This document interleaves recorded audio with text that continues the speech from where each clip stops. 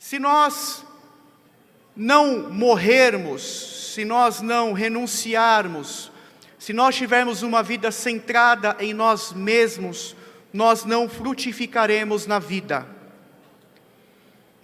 E pelo contrário, se nós renunciarmos, estivermos dispostos a sofrer perdas, alguns prejuízos e alguns sofrimentos voluntários, a nossa vida frutificará.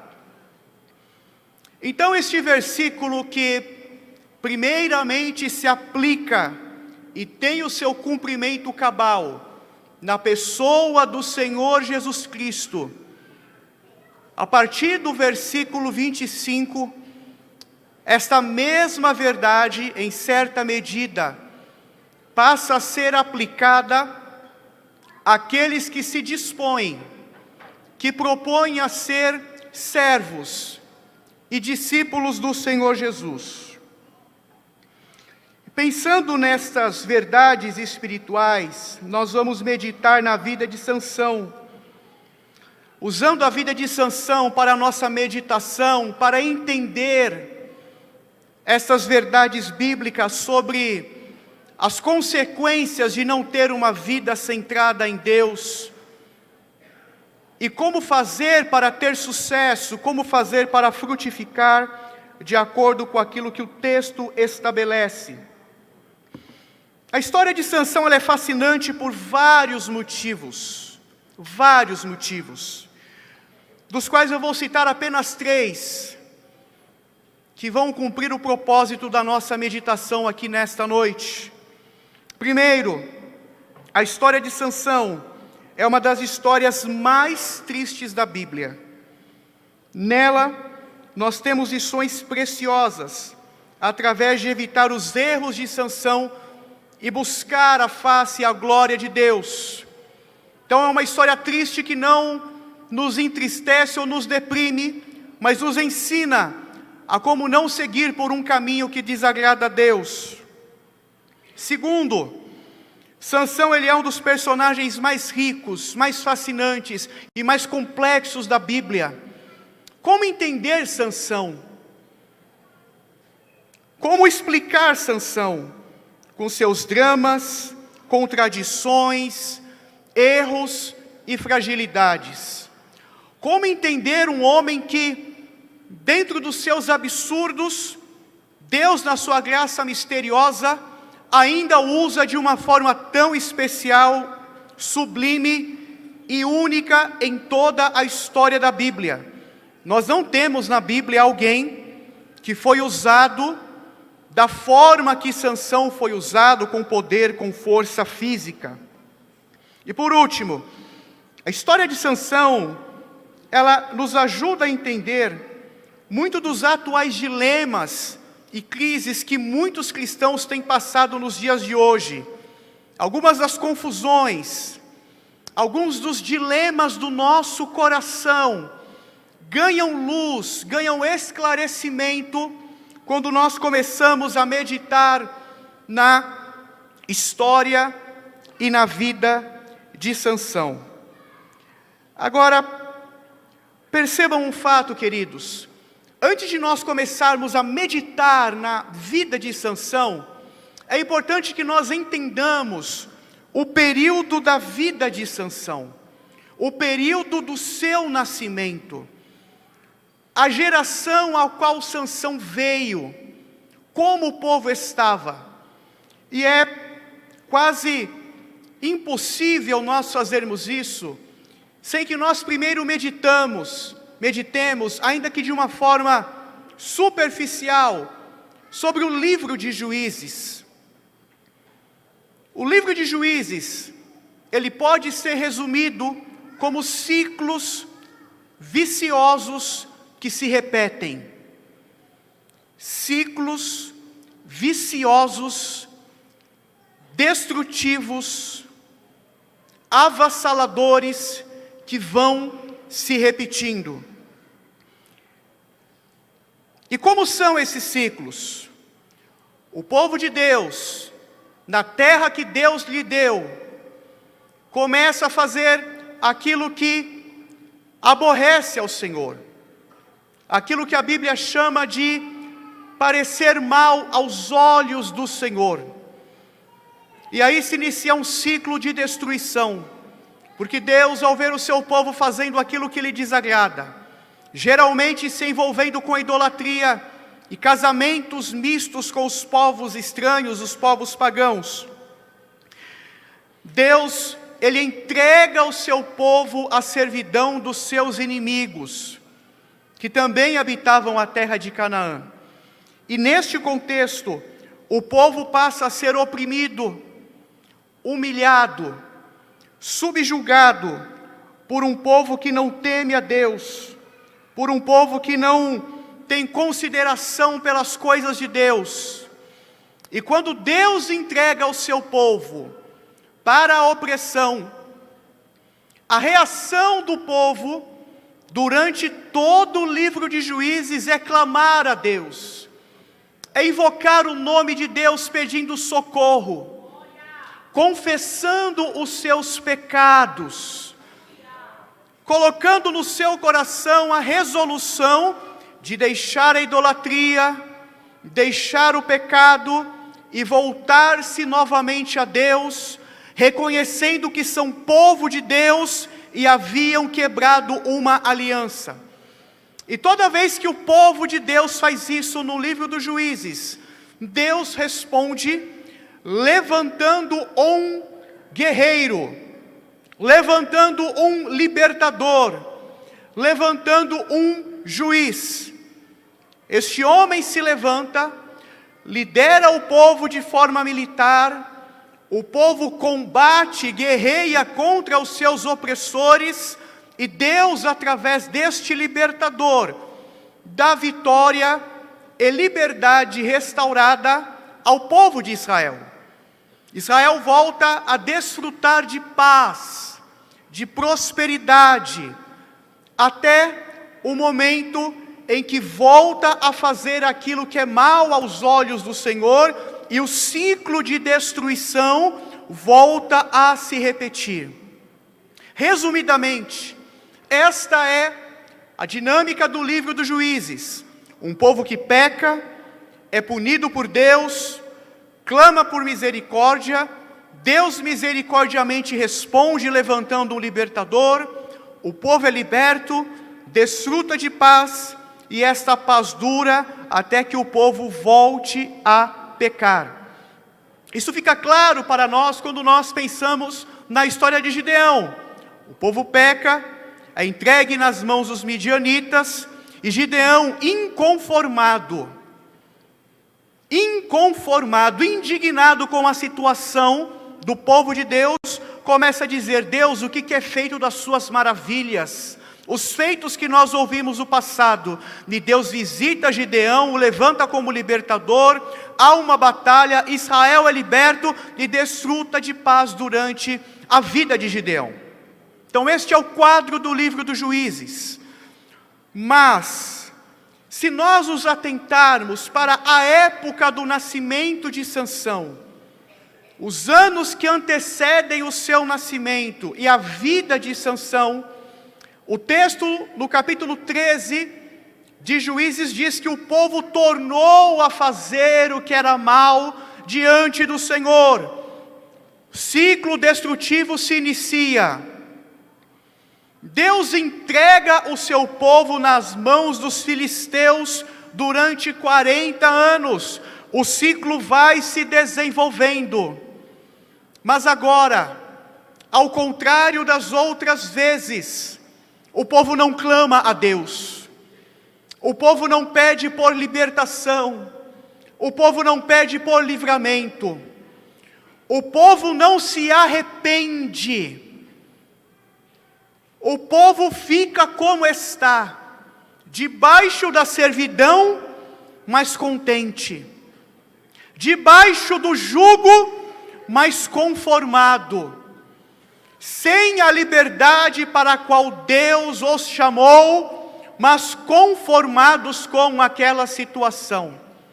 E ainda, o que é pior, como os filisteus tinham uma estratégia de ocupação e dominação menos agressiva do que os outros povos, era uma dominação e ocupação relativamente pacífica, o povo não estranhou o jugo dos filisteus, passou a conviver com normalidade, passou a conviver como se fossem praticamente iguais, relação pacífica, sem a indignação que Gideão manifestou no passado, sem aquele senso de urgência de que Deus faça alguma coisa. O povo não estava apenas debaixo do juízo de Deus, o povo não estava apenas entregue nas mãos dos seus inimigos, mas o povo está perdendo as suas características como povo de Deus, está se tornando insensível espiritualmente e já não liga se estão escravizados ou subjugados ou não.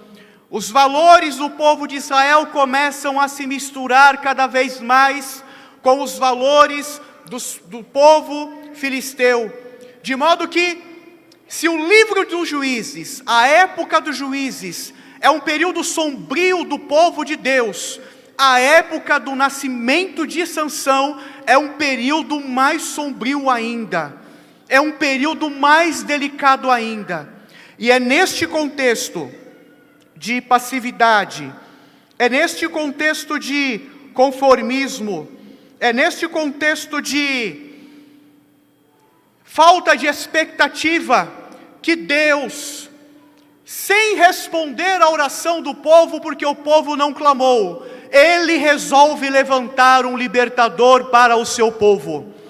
E a Bíblia diz que Deus, o anjo do Senhor, visita ali na terra de Zorá, da tribo de Dan, a esposa de um homem chamado Manoá.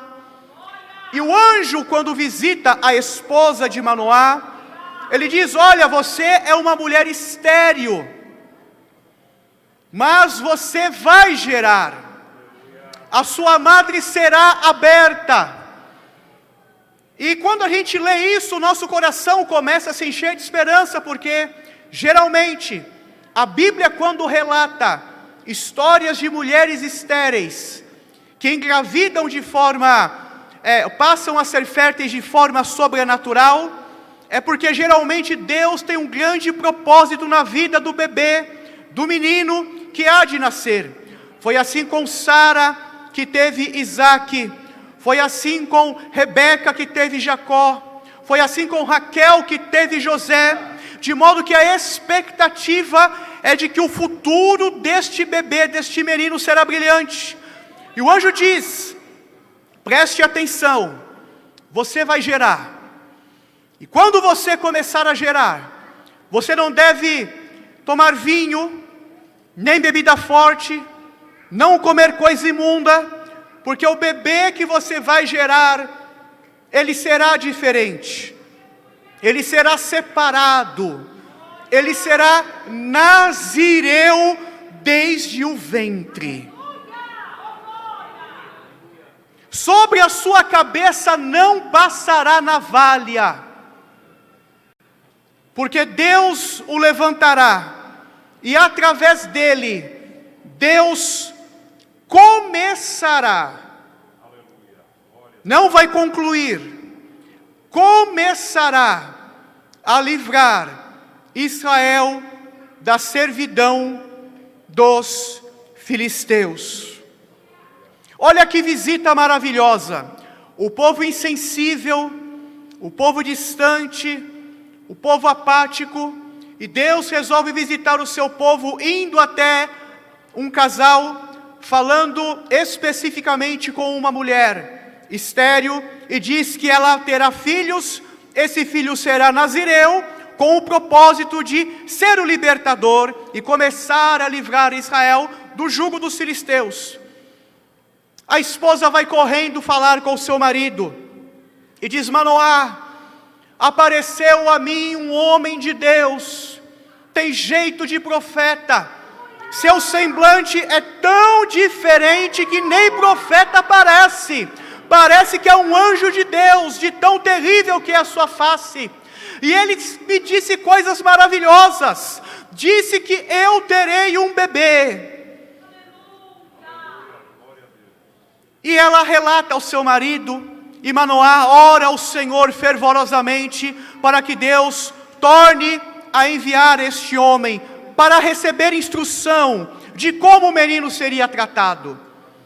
E passou-se o tempo, a mulher vê novamente este homem, ela chama Manoá, e Manoá tem um contato com o anjo do Senhor, mas não reconhece que é o anjo do Senhor.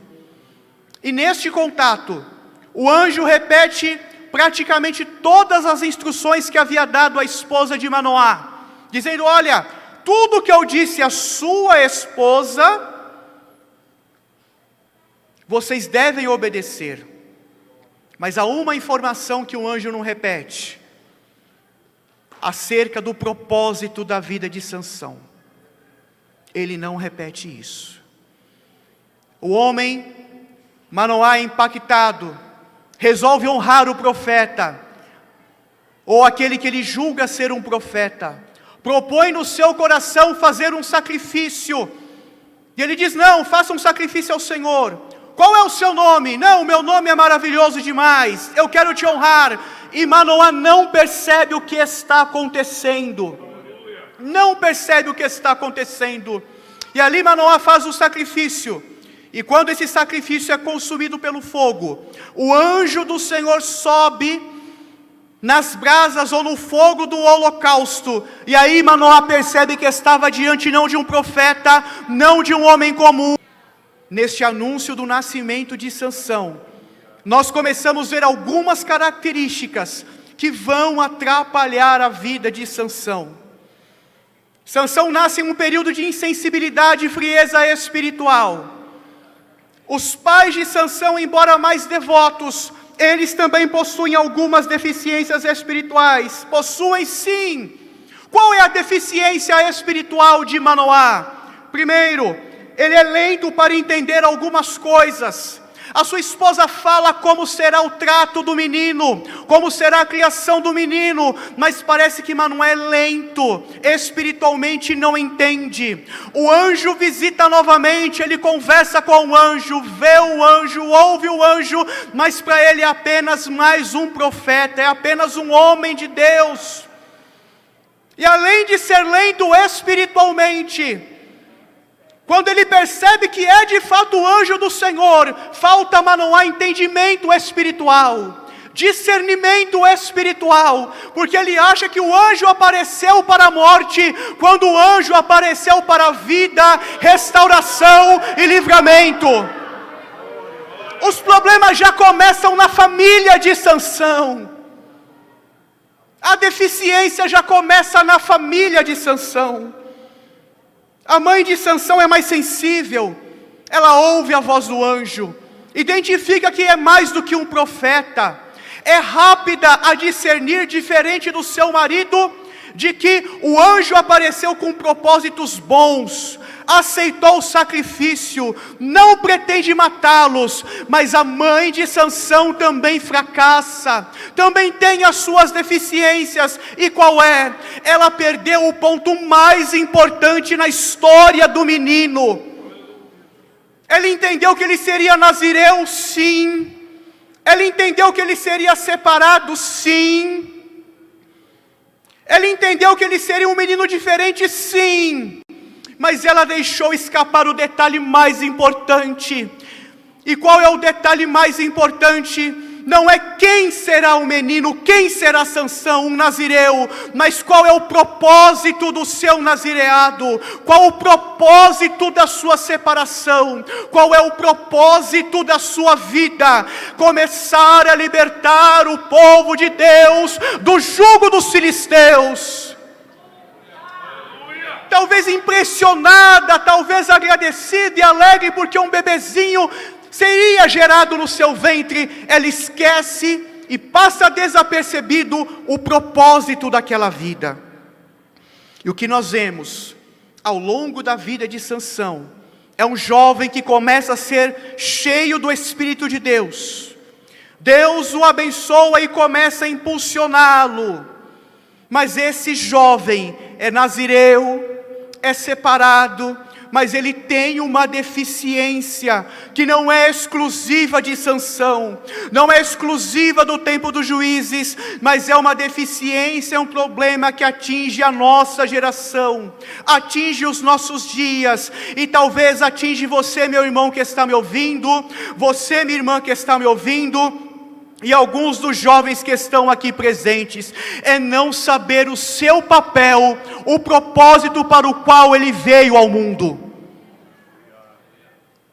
E quando a gente não entende qual é o nosso propósito, as coisas de Deus parecem ser chatas, parece só haver proibição, parece só haver restrição, mas parece faltar vida, significado, valor. E Sansão é um jovem do povo de Deus, separado por Deus, mas não conhece o seu propósito, não conhece o seu significado. E Deus, que é rico em misericórdia, Ele começa a empurrar Sansão, para que ele entenda qual é o seu propósito. E Deus abre a primeira grande oportunidade, para que Sansão entenda qual o seu papel no plano de Deus. Sansão, já adulto, se encanta por uma mulher filisteia, que habitava em uma cidade próxima à cidade em que Sansão habitava, em Tímina.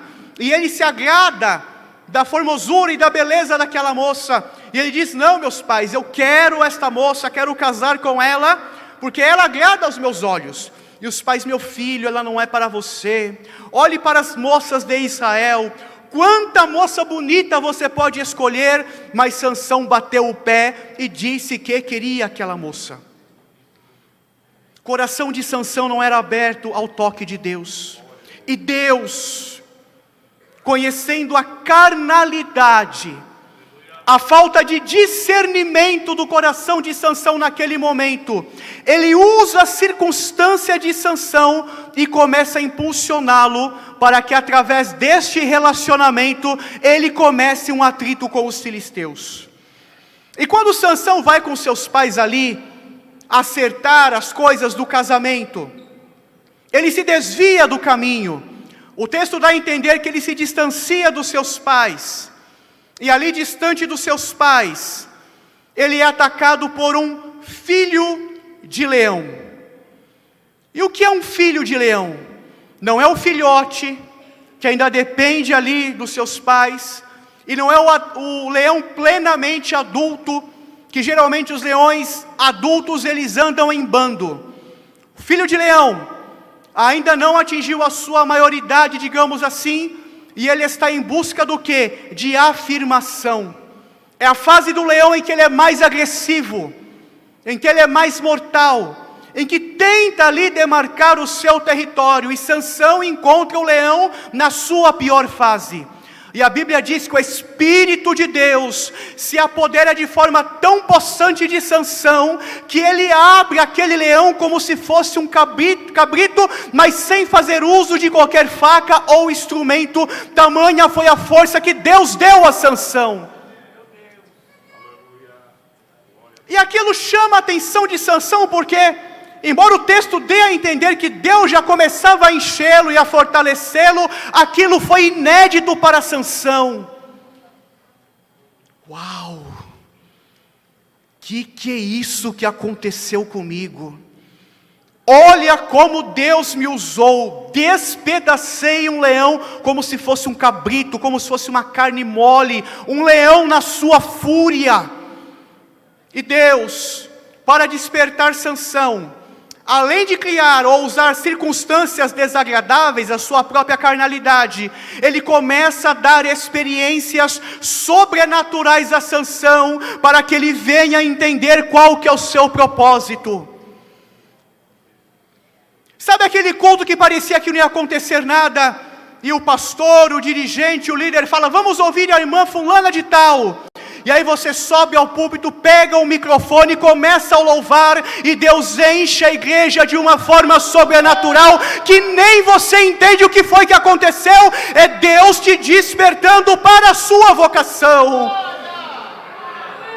Aquela semana atribulada que você passou, foi para a igreja, foi para a consagração, foi para o culto dos jovens, e o líder diz: vamos ouvir uma palavra com o irmão fulano de tal. Você sobe, começa gaguejando, começa tropeçando, mas Deus começa a te usar, a igreja começa a ser renovada, e você se pergunta: Deus, o que é isso?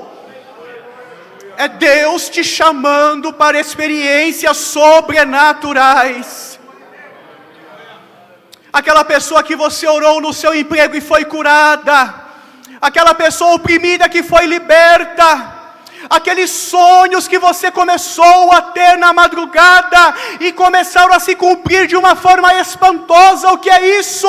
É Deus colocando no seu coração e te chamando para aquilo que Ele tem na sua vida. Jovem, saiba nesta noite, você não é fruto do acaso, o seu nascimento não é acidente, você é obra de Deus. Deus tem plano na sua vida, e ainda que você não entenda e se sinta confuso, Deus te desperta para o papel que Ele designou para você na eternidade.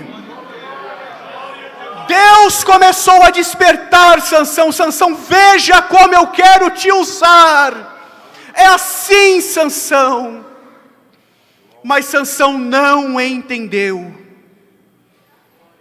Sansão volta depois de alguns dias, e quando ele vê o cadáver, ele se desvia do caminho para ver o cadáver. Ele vê o cadáver ali, com mel dentro, e começa a se alimentar do mel, colocando em risco seu voto de separação, o nazireado, uma vez que nazireus deveriam evitar o contato com cadáveres. Sansão teve uma experiência sobrenatural com Deus, mas começou a se distrair pelo mel, pelo perigo, por aquilo que não era o alvo, não era o propósito. Deus tem um propósito na sua vida. Não permita que o mundo te distraia, não permita que os prazeres carnais te distraiam, não, porque Deus tem uma obra maravilhosa a realizar na sua vida. Sansão perde a oportunidade, se envolve ali em um enigma que é descoberto, e ali começa a matar filisteus, e mata os primeiros 30 para pagar a aposta. Mas perceba que aquilo que não começa bem, tem a tendência de não terminar bem. E ali Sansão casou-se com a filisteia, mas a abandonou, e passou um tempo. Ele volta ali, após um período de descaso e desprezo, para tomar a sua esposa, e descobre que ela foi dada a um amigo. E na sua fúria ele pega 300 raposas, coloca fogo na cauda das raposas, e elas destroem a plantação dos filisteus em um período de colheita. Não apenas o trigo, mas ali as vinhas sofrem prejuízo, e não apenas as vinhas, os olivais. Há um prejuízo e começa um embate entre Sansão e os filisteus. E neste contexto, Deus dá a segunda oportunidade para que Sansão entenda o seu propósito. Sansão, naquela confusão, naquela mortandade, naquela guerra, ele vai até a tribo de Judá e se esconde ali na colina de Etã. Os filisteus cercam ali o povo de Judá, a tribo de Judá, e diz: dá-nos Sansão, queremos Sansão. E Sansão recebe a visita da elite da tribo de Judá, dizendo: Sansão, o que é que você está fazendo com a gente? Você é doido? Arrumar confusão com os filisteus? Você não sabe que nós somos servos dos filisteus? Nós precisamos entregar você aos filisteus, para que nós tenhamos paz, sossego, nada de confusão, nada de transtorno, porque a tribo de Judá já havia perdido a noção de que era um povo exclusivo e estavam mais preocupados em manter a paz com os filisteus do que aproveitar a oportunidade que Deus estava concedendo de levantar um libertador. Sabe aquelas pessoas que falam assim, não prega tanto não, porque quando a gente começa a pregar muito, começa a ter problema. Não começa a jejuar muito não, porque quando você começa a buscar, a jejuar, a fazer propósito com Deus, a pedir batismo com o Espírito Santo, a pedir dons espirituais, o diabo começa a se levantar, é muita briga. Não toque neste assunto. Não pregue sobre santificação, porque, isso vai causar atrito, vai causar transtorno. É o povo quando se acomoda e perde a noção do seu propósito na terra dos viventes. Sansão é entregue nas mãos dos filisteus, amarrado. Quando é entregue, ele se liberta de uma forma sobrenatural. Desfaz aquilo com uma facilidade, as cordas com facilidade, e Deus o enche novamente. É a segunda oportunidade de Sansão. Sansão olha ao redor e não tem nada para guerrear, apenas uma queixada de jumento fresca. E o autor é tão detalhista para mostrar a ação sobrenatural de Deus, porque a queixada, ela não era seca, nem velha, porque se ela fosse seca seria mais fácil de segurar, se ela fosse seca seria mais difícil de quebrar, mas Deus usa Sansão para matar mais de 1000 filisteus, usando uma queixada escorregadia e fácil de quebrar, para dar vitória ao seu servo. Sansão, quando vê isso, é usado por Deus. Deus mata mais de 1000 filisteus, ele fica exausto. E aí Sansão faz uma das orações mais desaforadas da Bíblia. Ele diz: Deus, o Senhor, ou tu hoje deste um tão grande livramento a Israel, e eu vou perecer de sede. Eu vou desmaiar agora de sede e vou morrer na mão destes incircuncisos. E Deus, na sua misericórdia, providencia um terremoto. Sansão bebe água e tem um escape. E aí a gente pode pensar, não, agora Sansão entendeu qual que é o seu propósito. Sansão entendeu que ele é diferente para algo que Deus tem a realizar. Ele é o libertador de Israel nesta geração. Agora caiu a ficha em Sansão, do porquê das privações, do porquê das renúncias, do porquê das possíveis perdas que o seu nazireado impunha sobre ele. E o capítulo 15 se fecha com essa expectativa. Mas Sansão não entende.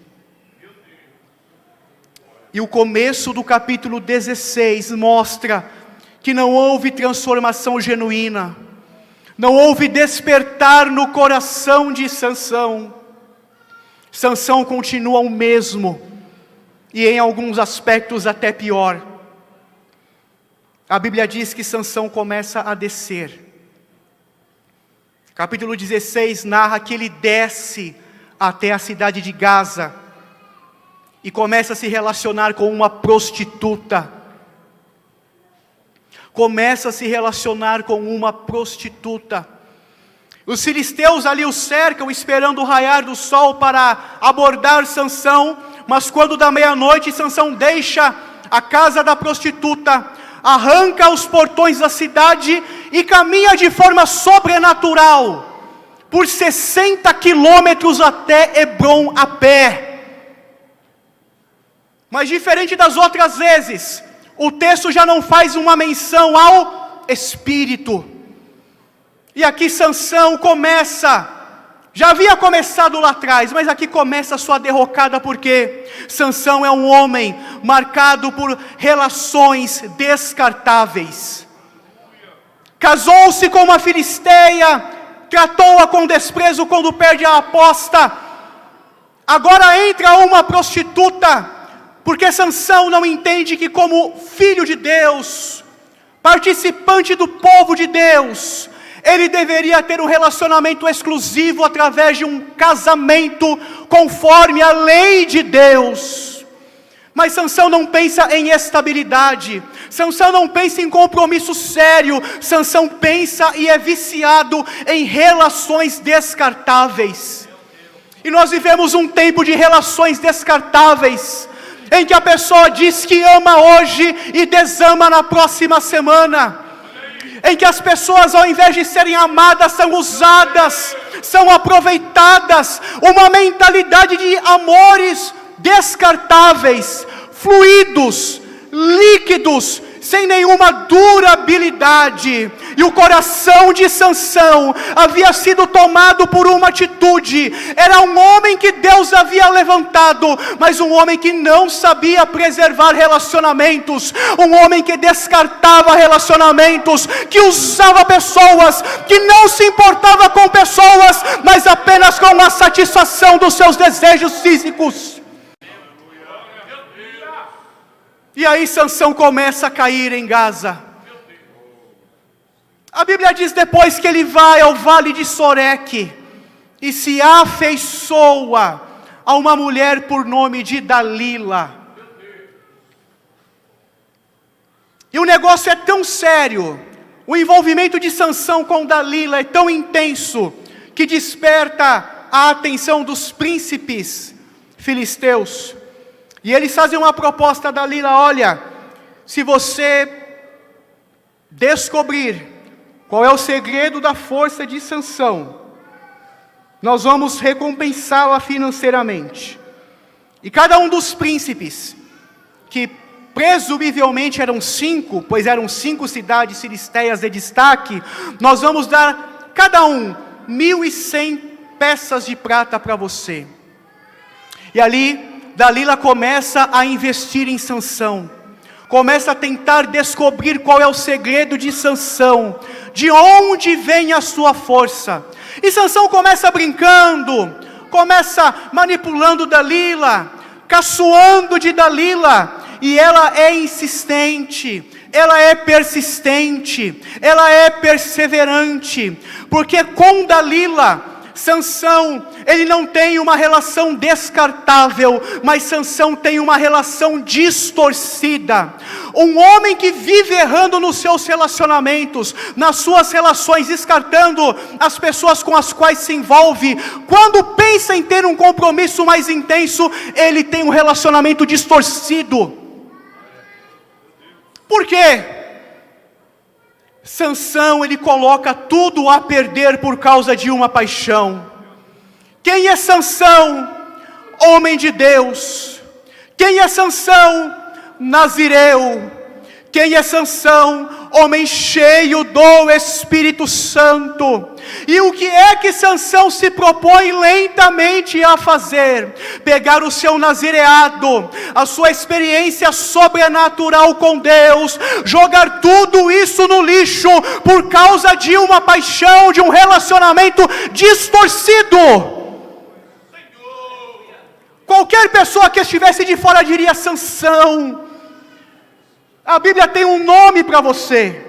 Salomão lá na frente dará um nome para você. Isso é coisa de tolo. Você pensa ser esperto com seus enigmas, com as suas charadas, com seus poemas, mas você está sendo tolo, Sansão. E Sansão é tomado por uma paixão tão intensa, que abre a Dalila o segredo, que é a última resistência, a última regra que Sansão não havia quebrado: o segredo sobre os seus cabelos. E Sansão, para agradar os seus apetites físicos, para agradar a sua namorada, ele diz: olha, eu sou nazireu de Deus, e se os meus cabelos forem cortados, Eu serei como qualquer outro homem. Perceba que até mesmo quando Sansão revela o seu segredo, ele ainda não sabe quem ele é. Ele não diz: eu sou o libertador, eu sou o juiz, não. Eu sou um nazireu, apenas um nazireu, sem saber o propósito da sua vida. A história nós já conhecemos. Os cabelos de Sansão são raspados. E nós temos no capítulo 16, o versículo de número 20, a parte final, um dos versículos mais tristes da Bíblia. O texto diz que Sansão afirmou: sairei ainda esta vez como dantes e me livrarei, porque ele não sabia que já o Senhor se tinha retirado dele. Afastou-se. Sansão trocou a sua posição de servo por uma experiência física. Cai em Soreque, é levado de volta a Gaza, e ali começa um processo de humilhação. Sansão tem seus olhos vazados, ou seja, ele é inútil para o combate. Não serve mais como guerreiro, não serve mais como um lutador, como um libertador, porque está cego permanentemente, os seus olhos foram vazados. Sansão passa a executar um serviço feminino, que para um guerreiro, no contexto daquela época, era algo humilhante. Sansão estava fazendo um serviço feminino ali, moendo, trabalhando naquele moinho. E além disso, Sansão, ele vira alvo de vexame público, ele tem a sua dignidade destruída. E é isso que o pecado faz, quando nós não entendemos qual é o propósito da nossa vida. Ele nos cega e nos faz esquecer que fomos um dia guerreiros da parte de Deus, nos coloca em posição de humilhação, além de tentar destruir qualquer resquício de dignidade que poderia haver sobre nós. Pessoas que nós já convivemos, pessoas que nós já louvamos a Deus juntamente, pessoas que já estiveram conosco em vigílias, em momentos especiais e sublimes. Talvez você agora se lembre de algumas UMADEBs passadas e diga: olha, há alguns anos eu estava com a irmã tal, com o irmão tal, mas hoje ele está distante dos caminhos do Senhor. Sansão, no último ato, clama a Deus, faz mais uma oração, encosta-se nas pilastras, e as pilastras são derrubadas. Quais foram os erros de Sansão? Primeiro, uma espiritualidade superficial. Sansão se contenta com vitórias ocasionais, vence algumas batalhas, mas ele perdeu a guerra para a qual ele fora levantado. Uma vitória aqui, uma batalha ali, outra vitória acolá, mas a guerra para a qual Deus o alistou, a grande guerra, ele perde. E infelizmente, há pessoas que se contentam com uma espiritualidade superficial. Há pessoas que se contentam apenas com momentos de fervor, momentos de alegria. Uma pessoa que desenvolve sua espiritualidade se alegra em um congresso como este, chora em uma festividade como essa, mas os cultos tidos como normais já não têm a mesma vibração, não tem a mesma empolgação, porque vive de uma vitória aqui, outra ali, outra acolá, e ela não entende que o poder que a visita na festividade é o mesmo poder presente na consagração, no culto de sexta-feira, no culto que tem Pedro, Tiago e João, porque o Espírito é o mesmo. Peça a Deus uma espiritualidade profunda. Sansão se alegrando com pequenas vitórias, e Deus tinha algo mais para Sansão. Deus tinha algo profundo para Sansão, mas Sansão se contentou com pouco. Sansão ficou no raso. O quê? Levantar um portão de bronze pesado e caminhar 60 quilômetros, isso é raso para o que Deus tinha na vida de Sansão, é raso. Era superficial. Não se contente com pouco. Deus tem mais para você. Deus tem mais para você. Eu te desafio nesta hora a você responder e a pensar qual foi a vez que você sentiu mais poder de Deus na sua vida. Qual foi a experiência mais marcante e sobrenatural que você já teve com Deus? Deixa eu te afirmar, é pouco, é raso, é superficial, perto daquilo que Deus tem reservado para você.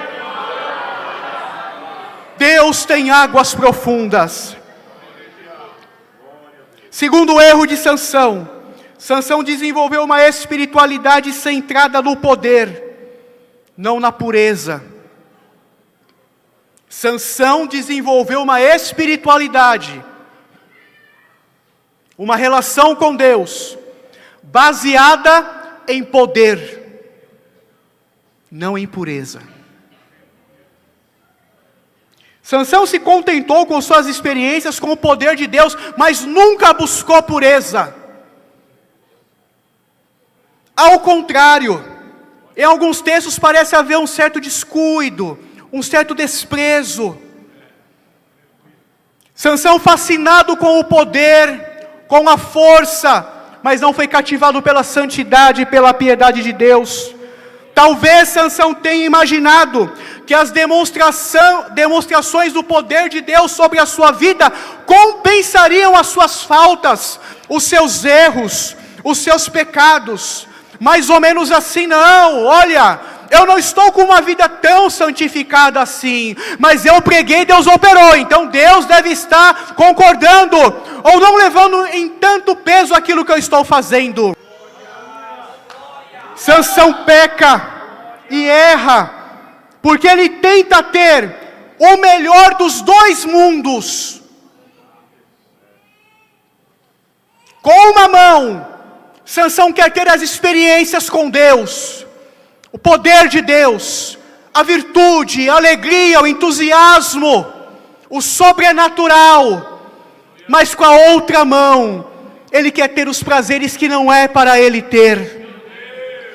Ou os prazeres que é para ele ter da forma que Deus estabeleceu. Com os limites de Deus, do jeito de Deus. Sansão quer agarrar o melhor dos dois mundos na sua mão. O mundo das bênçãos e da experiência com Deus, e o mundo dos prazeres pecaminosos. E ao tentar agarrar o melhor dos dois mundos com as suas mãos, Sansão ficou sem um e sem outro. Sansão ficou sem nada. Perdeu tudo. Porque com Deus não vale 50%, 90%, quase tudo. O melhor com Deus só funciona no tudo. Com Deus só funciona na inteireza. Com Deus só funciona com as coisas completas. E Nazireu, separado, errou, pecou exatamente neste ponto. Por fim, dos erros de Sansão. Sansão tem uma espiritualidade egoísta. Sansão sempre procurou satisfazer seus desejos. Nunca priorizou a vontade de Deus. Pense na esposa, no mel do leão, a prostituta, Dalila. Sansão sempre procurou fazer a sua vontade, nunca a vontade ou a glória de Deus. As duas orações que a Bíblia registra de Sansão são extremamente egoístas. Ele quer o livramento para ele, o escape para ele. Nenhuma consciência da glória de Deus, ele quer ter o escape em um momento de crise. O alvo da sua vida foi o prazer e a vingança, nunca a glória de Deus. Como consequência, ele teve uma morte prematura e uma vida que não cumpriu o seu propósito. Resumindo, Sansão fracassou por não viver uma vida de completa e real consagração a Deus. Ele foi o trigo que não morreu.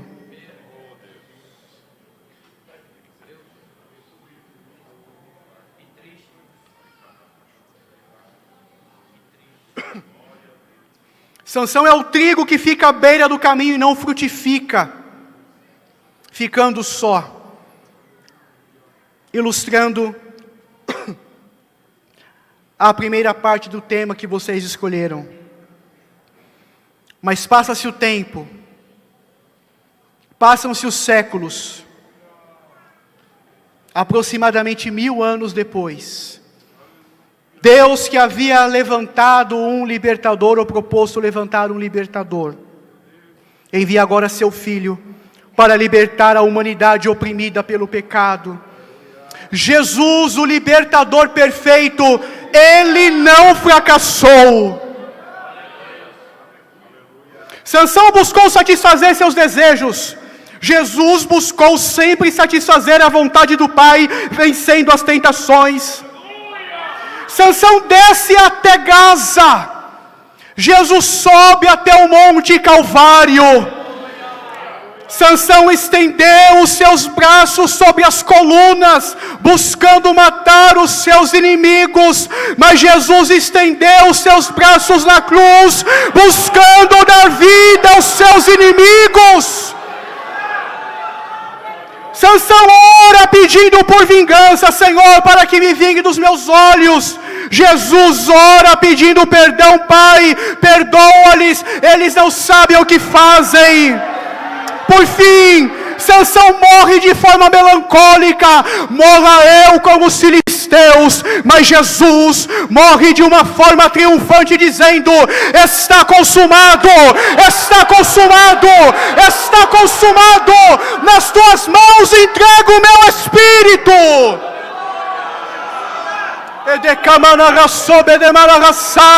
Ele é o trigo que morreu para que hoje nós pudéssemos ter vida. O Pai se agrada da vida de Jesus, e Jesus começa a dar fruto após a sua morte. Qual é o primeiro fruto? A sua ressurreição. A Bíblia diz que as portas do inferno não prevaleceriam sobre a igreja. Por quê? Porque primeiro elas não puderam prevalecer contra Jesus. A Bíblia diz em Isaías, o profeta Isaías diz que a morte, geralmente, quando a pessoa morre, a morte, ela é derramada na alma da pessoa. Mas com Jesus foi diferente. A morte não podia ser derramada sobre a alma de Jesus. E o profeta diz que já que a morte não pôde ser derramada sobre Jesus, Jesus derramou a sua alma na morte, para que hoje nós pudéssemos estar aqui, prestando a Ele um culto racional. A morte não pôde conter Jesus, ela foi expulsa por Ele através da ressurreição. Primeiro fruto, a ressurreição de Jesus. O segundo fruto, a vida eterna aos que nele crerem. A vida eterna. Através da morte de Jesus nós temos paz, nós temos alegria, nós temos vida e vida em abundância. Nós podemos estar tristes, mas não somos tristes. Podemos estar desanimados, mas não somos vencidos pelo desânimo, porque nós temos vida. Não precisamos de balada, não precisamos de prazeres pecaminosos, não. Nós temos a vida eterna. E o terceiro fruto, Jesus ele dá um significado à vida daquele que o serve. Todos nós que estamos aqui, nós temos um papel nos planos de Deus. Nós temos um papel na história de Deus. Alguns aqui Deus chamou para pregar, outros para evangelizar, outros para profetizar, alguns para orar pelos enfermos, outros para louvar, talvez outros para irem ao campo missionário, não importa. Você tem um papel no plano de Deus, a sua vida tem um significado, e você só será pleno vivendo aquilo que Deus tem para a sua vida.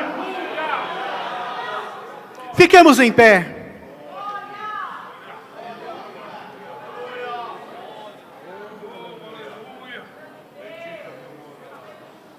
Há um significado na sua vida, há um significado na sua história. Você diz: eu sinto a presença de Deus, eu sinto o poder de Deus, mas para que eu estou aqui? Deus deseja te dar revelação, Deus deseja te dar discernimento e orientá-lo na área em que Ele quer te usar poderosamente na terra.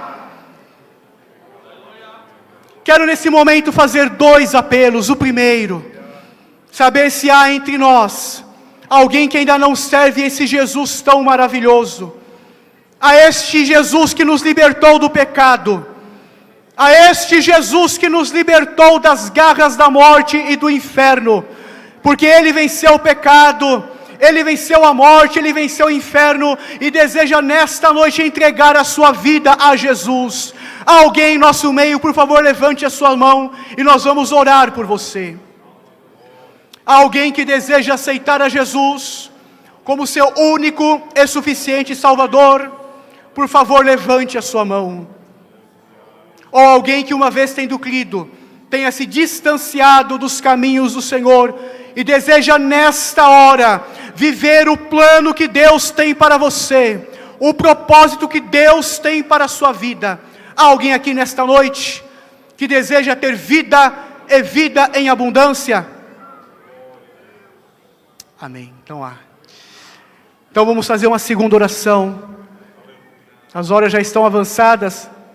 Vamos orar. E eu quero orar por você que sente que precisa mortificar algumas áreas da sua vida. Você quer servir a Deus, você quer ser mais fiel nas coisas do Senhor, mas há algumas áreas da sua vida que estão embaraçadas, algumas práticas que necessitam ser quebradas, algumas renúncias que precisam ser feitas para que você viva o melhor de Deus na sua vida. Eu quero orar por você. Curve a sua cabeça. Pai Celestial, nós aqui estamos reunidos diante de Ti, Senhor, diante da Sua palavra, da história de Sansão, Senhor. Ajuda-nos, ó Deus, a vivermos e a buscarmos o melhor que o Senhor tem para a nossa vida. Senhor querido, amado e santo, através do Seu Espírito Santo, venha sondar as mentes e os corações aqui presentes, ó Pai, e entra, Senhor, atuando com libertação, entra, Senhor, atuando com livramento, entra, Senhor, atuando com escape e com transformação. Pai querido, Pai amado, Pai santo, vai dando força, vai dando vitalidade, vai dando pureza, Senhor, aos nossos corações, e vai dando direção a cada servo Teu, a cada serva Tua, meu Senhor, para que o Seu nome venha a ser glorificado.